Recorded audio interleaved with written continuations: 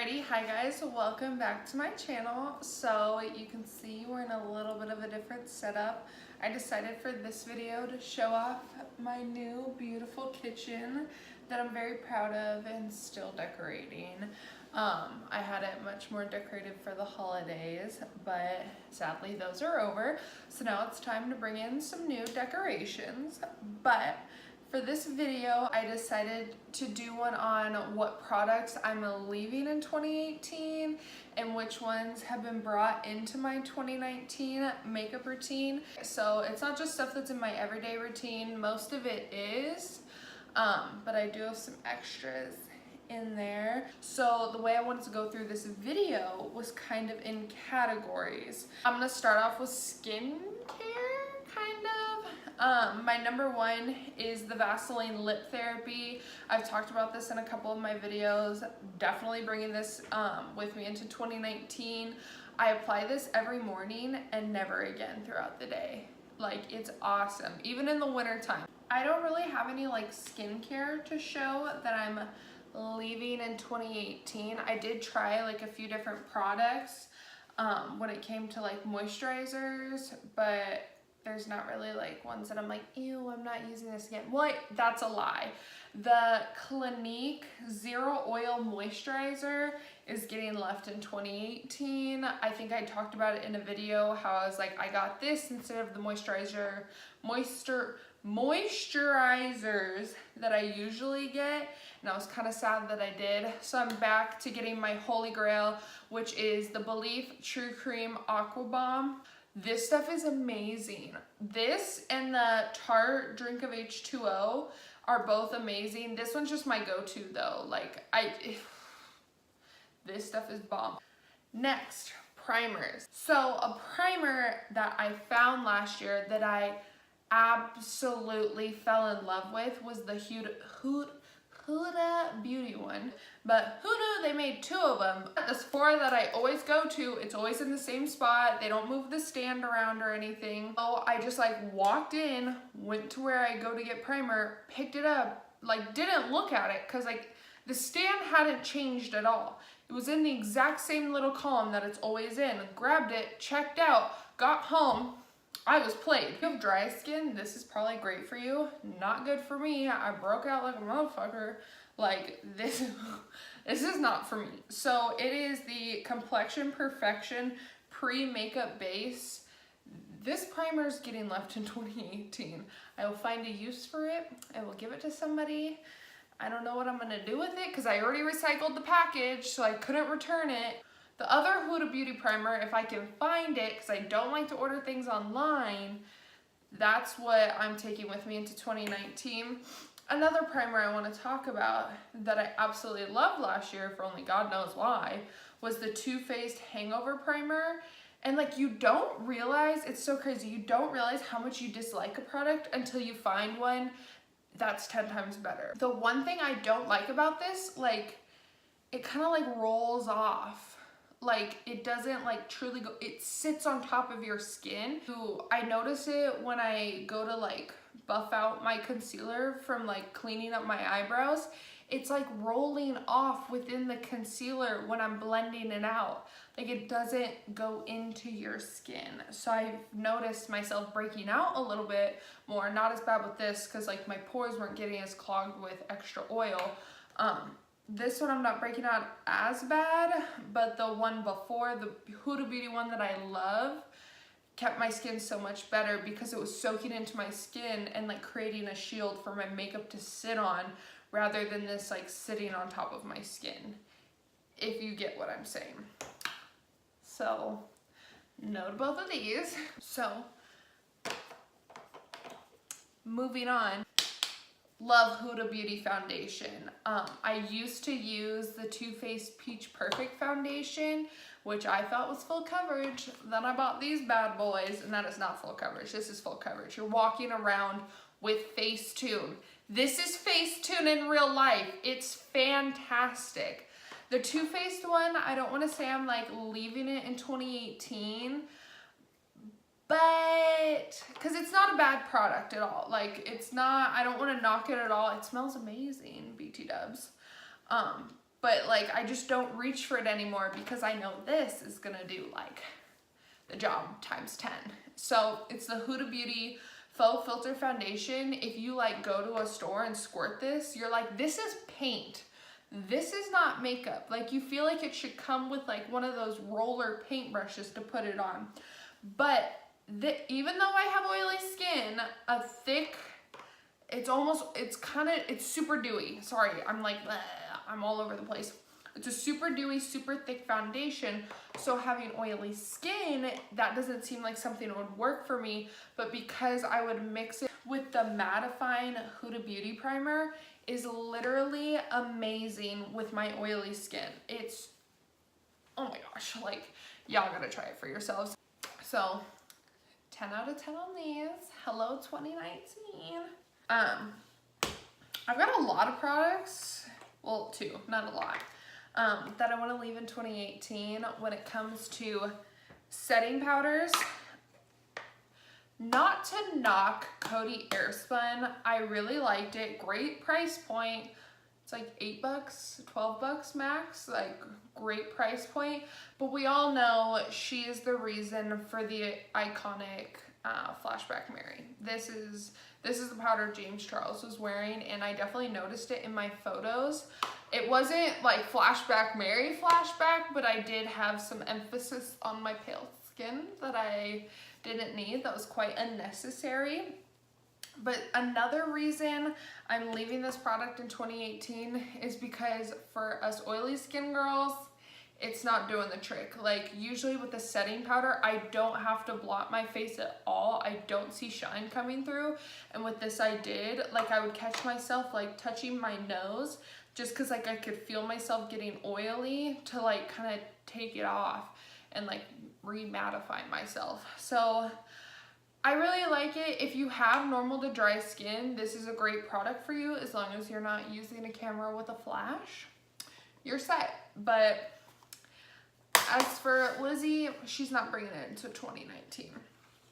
Another product, which I'm actually kind of mad about because I made a video in this in the past and I was like, this is the best stuff ever. The more and more I started to use the CoverGirl Clean Professional. For one, smell. It's a little overpowering. I'm convinced clove is in here because it smells like chai tea. Like it smells like crushed up clove. I think that's what this powder is. I'm pretty sure that's what I was putting on my face. And clove apparently is very drying. This one had me like too dry to a point where my makeup was starting to like crack right here. This combined with Shape Tape and a mattifying moisturizer, oh my god, it was bad news. So like I have tried this with like the Too Faced Born This Way concealer to try and give it like more of a shot, and it just, the more and more I used it, I just found myself to not be a fan of it anymore. So she's getting left in 2018. Moving on to the ones coming into 2019. I tried to say CoverGirl was better than Laura Mercier, but I'm sorry, that was a lie. It's not. There's a reason that when you say translucent powder, your mind goes straight to Laura Mercier, and because it's one of the best ones. Like this stuff is fantastic. It's coming with me into 2025. I'm claiming it now. Another one, which I actually got today and I'm wearing right now, so I haven't really gotten to do like a full like 8-hour day or like at the gym kind of like wear test. And I was actually kind of hesitant to get this just because I don't like how tiny it is. It is only $8, but you get 1.5 ounces of product.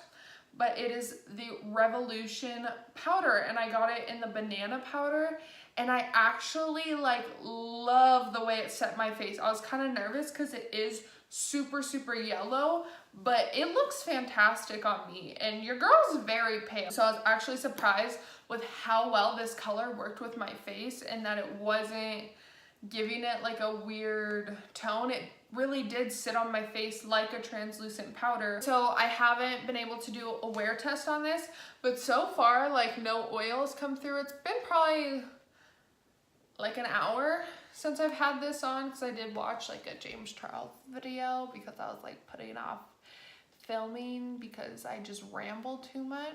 So I like it so far. I don't know what else to say. I don't know who lets me film videos of myself because I really shouldn't be allowed to. Okay, so next on the list, I don't have any products I'm leaving in 2018 just because I didn't even try a new one in 2018. These are products that I've been using since like 2016, even like 2014, even the same package. If y'all have seen any of my YouTube videos, you know I've had this Anastasia contour kit since like 2014, like this exact one. Not like I've purchased more since then because I love it. It's still the same one that I bought. Like, it's crazy. I still have like a whole pan left. I do like the middle one the best, but I mean, I really want to buy a new contour kit, but like, why would I do that if I still have like a good 6 more years I could get out of this one? You know what I'm saying? I would love to try the KKW beauty ones just because I love how they have individual contours. Like, I don't want to buy an entire like contour highlight palette. I mean, I could buy like a bronzer and use it as a contour. I mean, they literally are the exact same thing, but one day, you know. And then another product that I'm bringing into 2019 is the Hoola Benefit bronzer. I don't think I even tried a different bronzer all of 2018 because once I found this one, I was just sold, and as soon as I run out, I just buy another one. I have wanted to try the Anastasia bronzers since they came out with like a whole new collection of them, and they come in a gigantic pan. So I think I might force myself to try that after this one runs out, but these last a pretty long time too, so don't count on that anytime soon. So moving on for this next category, I also don't have any products I'm leaving in 2018. I've got 3 different highlighters here that I'm absolutely in love with, which is Wet n Wild Precious Petals 321B. Super, super creamy. The formula is very similar to another one that is staying in my collection, like 2-3 years strong. The Becca highlighters. I have Champagne Pop, I have Moonstone. Champagne Pop is an all-time favorite for anybody who loves makeup. Like, this is a ride or die highlighter. Like, this is, I love you. So the formulas are very similar. I'm very picky about my highlighters. Like, I don't like the Anastasia ones at all just because I think they're very dry. They're almost too dry. I love a creamy highlight. Like, I feel like you can, like, I want to be able to move my head and have the highlight kind of like transition back from here to my like bronzer. I want it to transition, and I feel like the best way to do that is with a very creamy formula. So one highlighter that I did not think was gonna make it in my makeup collection, but I finally like truly learned how to use the product, and I'm absolutely obsessed with it, is the Ofer Cosmetics Nikki Tutorials collab in the shade Glaze. Wow, it's, can't even see it from my light. It's like a super white, can you guys see? Is it gonna focus? No, this is what happens when you film on an iPhone. Even though the camera's great, it doesn't focus. Okay, so it's in the shade Glazed Donut, which is like a super white shade. And if you want a pigmented highlighter, this is the way to go. Like, when I first put it on, I was like, oh, like, this is too much. But so the Ofer Cosmetics highlighter, now that I've truly learned like how to really work with the product, it is very blendable, and it's not as creamy as Becca and Wet n Wild, but it is creamy enough to still have that blendability. I have Glazed Donut. I got Glazed Donut because they were out of Rodeo Drive. I do want to pick that one up eventually, but this highlighter, like, I wish you could see when I'm opening it up. Like, this is probably gonna last me as long as my Anastasia contour kit has lasted me, because you barely need any. So it is a little bit more on the pricey side, but it's worth it in the long run. Wet n Wild, I think these highlighters are like $3. It's not gonna last you as long as this one, but I think I've had this for like 2 years now. So does anybody else like have makeup for that long and like use it regularly, or is that just me? The only thing that I actually go through that nobody else goes through is dip brow. I've bought so many dip brows and nobody else has bought a dip brow besides the first one that they got. I'm like the only person ever. Okay, so now that we've finished with the products I put on my face, I thought it'd be good to go on to some tools that I use to put the products on the face. The beauty blender we are leaving in 2018 is the Real Techniques one. Great price point, but I found two that are way better for the same price. The Morphe sponge, I think it's like it says something about like contouring and highlighting in the title, I believe, because it does have this like sharper edge. This is a fantastic beauty blender, or I guess makeup sponge, I should call it. Another one that I got this was $6, is the Juno & Co ones. I'm sure you guys have seen it all over Instagram. The first person I saw to use this beauty blender, who I personally think is who really put it on the map, was Nikki Tutorials, and that's because it's got like a micro fiber velvet, and so it is extremely full coverage. It doesn't really absorb your makeup, so it was getting to a point with like my faux filter foundation that it was like too heavy, so I went back to using my Morphe one to apply my foundation and concealer, just so it does absorb a little bit of product and isn't as like cakey, because I was getting to be cakey and it was getting kind of rough.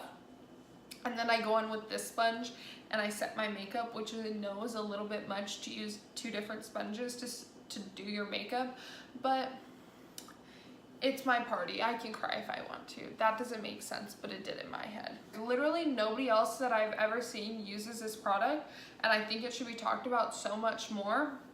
And that is I believe the company is called Starlit. It's the Star Glue. It's their lash glue. And this stuff is the best lash glue ever. It does suck because it's black, and we all know how hard it is to use black eyelash glue, because it just gets everywhere for no apparent reason. When you use clear eyelash glue, it doesn't get everywhere, but apparently with black it does. So I will say this product does take some getting used to, especially because like they only have the squeeze tubes. They don't have like the little wand brushes, but it's super inexpensive, and it's just literally the best eyelash glue I have ever used. I buy it on Amazon. I got it one time because I ordered from Lily Lashes and it came in the package. So since it came from Lily Lashes, I'm honestly so surprised I haven't seen anybody else talk about it. So I guess technically a product I'm leaving that I actually left in 2017 that relates to this category is Duo. I know literally everybody else uses Duo, but Starlit Lash Glue is where it's at. And it's so weird, like the formula, when it dries, I call it tar. It's not, obviously it's not tar. Tar is what we put on the roads, but it just like peels off in a unison. Like it is just the best thing ever. And they do have a clear one, which I've tried.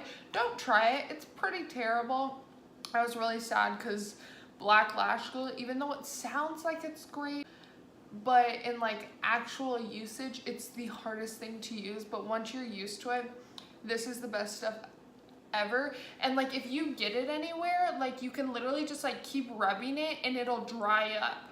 It is the weirdest product ever. It's almost like slime, but it's just, buy it please for me, so somebody else out there can know how much I love this product. So moving on to my next category, I'm very excited to talk about these two products that like I'm not truly leaving in 2018, but I found better things to replace them. Are gonna be the original Jaclyn Hill palette. If you've seen my old video, I compare this to the Vault and I tell you guys if it's worth the money, if the formulas are really better. So I'll put that in the description box if you want to go find out. I feel like this is kind of like a spoiler alert since I'm saying leave this in 2018, because obviously I'm bringing the Vault into 2019. I'm not going to talk about it anymore because if you do want to know more, you should go watch my video. Another palette I'm bringing with me into 2019. I'm sure you guys can already guess what palette it is. The James Charles Morphe Unleash Your Inner Artist palette. I mean, come on. Who would leave this in 2018? I mean, the product speaks for itself. And if you guys want to see me do my full face of this, you should watch my old video because I think it's pretty cute. So one thing that honestly like should have been left in like 2015, in my opinion, is MAC lip liners. And you know what we're bringing into 2019 is Morphe. Like my drawer of lip liners is kind of insane. There's like no reason somebody should own all these lip liners, and they're all the exact same color pretty much. I've got too many. I did switch to using Morphe ones. They are super creamy and they last so long. They last so long that, you know, like when everything else comes off and you're left with just your lip liner and it looks like you ate chocolate like a 5-year-old. It's like that times 10. This stuff does not come off until you want it to come off. And my favorite part about Morphe lip liners, they are $3.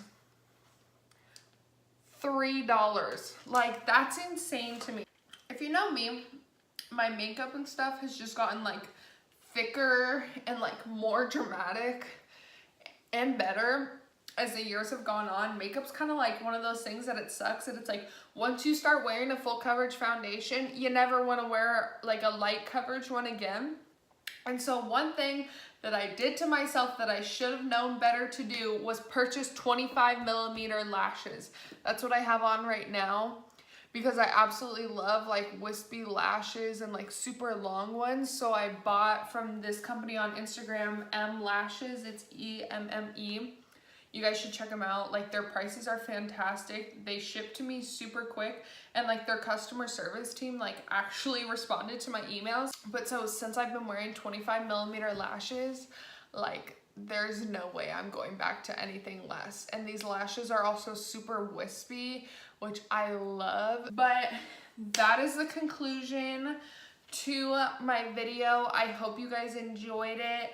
I'm super excited to see what new trends and new products come out for 2019. So many companies have already been launching so many already, and I'm broke, so I probably won't get to try them, but I'll watch all the reviews on them. But thank you so much for watching, guys, and I hope to see you next time.